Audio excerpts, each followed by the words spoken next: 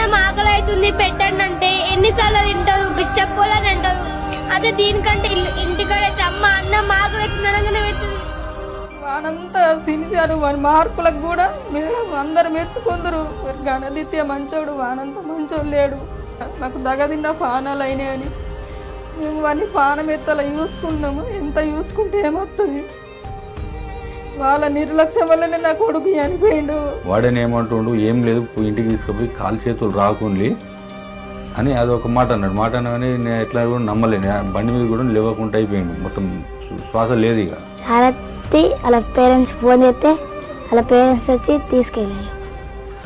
అయితే బండి మీద వేసుకుని సపోర్ట్గా సివిల్ హాస్పిటల్లో పోయే వరకు చనిపోయిందని చెప్పిండు.